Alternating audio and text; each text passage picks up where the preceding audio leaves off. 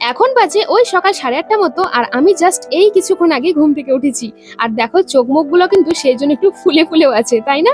আর আমার না আজকে টিউশন ছিল না, সেই জন্য কিন্তু আজকে সকাল সকাল দেখো মোটামুটি একটু রেডি ফেডি হয়ে চলে গেছিলাম একটু কেনাকাটি করতে। আর আজকে কিন্তু আমার সাথে আমার ভাইও আছে, কারণ ওরও একটু কিছু কেনাকাটি টুকটাক করার আছে। এবারে জানি তোমাদের মনের মধ্যে এটাই কোশ্চেন আসছে যে হঠাৎ করে তুমি আবার কি কেনাকাটি করতে গেছো আর কেনই বা গেছো। তো ব্যাপারটা হলো কিছুদিন পরেই যেহেতু ভাইফোঁটা, সেই জন্য না আমরা বাড়ির সকলে মিলে যেতে চলেছি মামার বাড়ি। আর আমি কিন্তু কালী পুজোটা মামার বাড়িতেই কাটাই।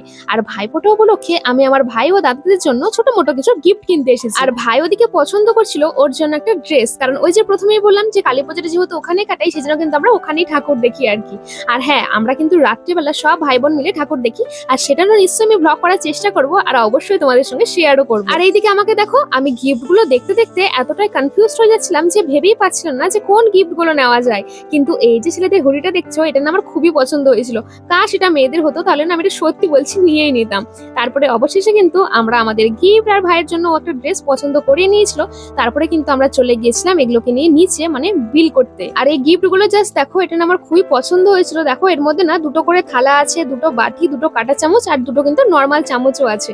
তো এই গিফট গুলো আমি নিয়েছিলাম টোটাল 4টে আমার ভাই বা দাদাদের জন্য আর কি, ফোটা উপলক্ষে। তো তারপরে এখানটায় চলে এসেছিলাম নিচে, আর এখানটায় ভাইকে দাঁড় করিয়ে দিয়েছিলাম আমি বিল করার জন্য। আর আমি একটু এদিক ওদিক ঘুরে ঘুরে দেখছিলাম যে আরো কিছু পছন্দ হলে নেওয়া যায় কিনা, কিন্তু সেরকম কিছু আমার পছন্দ হয়নি জন্য তারপরে কিন্তু আমরা বিল টিল চেক করিয়ে নিয়ে বাইরে চলে এসেছিলাম। আর বাইরে এসে এতটা পরিমাণে তখন রোদ উঠে গিয়েছিল যে বাপরে, হাত পা তো পুরো জ্বলেই যাচ্ছিল এতটা রোদে। তারপরে কিন্তু দেখা হয়ে গেছিল এই বিশ্বজিৎ ভাইয়ের সাথে। ও অ্যাকচুয়ালি এই বলটাকে কিনেছিল, সেজন্য না ভাইকে দেখাতে এসেছিল এই বলটা। তারপরে না ওর কাছ থেকে আমি এই বলটা নিয়ে তোমাদেরকেও দেখিয়ে দিলাম এই বলটা আর কি। আর ও না খুব ভালো কিন্তু ক্রিকেট খেলে, সেজন্যই কিন্তু এই বলটাকে ও কিনেছিল। দেন আমরা তিনজনে মিলেই চলে গিয়েছিলাম পটকা বা বাজি কিনতে। আর যেই নর্মাল যে দোকানগুলো আছে রোড সাইডের, ওগুলোতে কিন্তু পটকা বা বাজি একদমই বিক্রি করতে দিচ্ছে না জন্য এই যে জায়গাটা তোমরা দেখতে পাচ্ছ, এখানটাতে কিন্তু একটা ছোট মোটো মতো মেলা বসছে পটকা বা বাজির।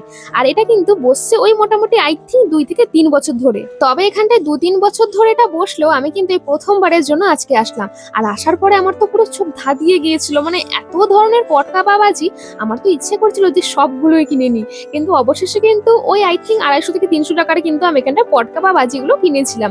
আর দেখো এক একটা দোকানে কিন্তু মানে প্রচন্ড ভিড়, শুধুমাত্র একটা দোকানেই যে ভিড় এমন না, প্রতিটা দোকানে ভিড়। আর এই যে জায়গাটা দেখছো, এটা কিন্তু একটা শ্মশান, আর এখানে কিন্তু খুব বড় একটা মেলা বসে। যদি এরপরে কখনো ওই মেলাটাতে আসি, তাহলে নিশ্চয়ই এরপরে তোমাদের সাথে একটা ভিডিও আমি শেয়ার করবো। আর সত্যি কথা বলতে আমাদের কিন্তু মলে ওই ড্রেস বা গিফটস গুলো কিনতেও এতটা সময় নষ্ট হয়নি যতটা আমাদের এখানটাতে সময় নষ্ট হয়েছে। কারণ এতগুলো বাজি দেখার পরে আমরা পুরো হাক্কা বাক্কা হয়ে যাচ্ছিলাম না যে কোনটা নেবো আর না নেবো। সেই জন্য কিন্তু আমাদের এখানটাতে অনেকটা সময় নষ্ট হয়েছিল।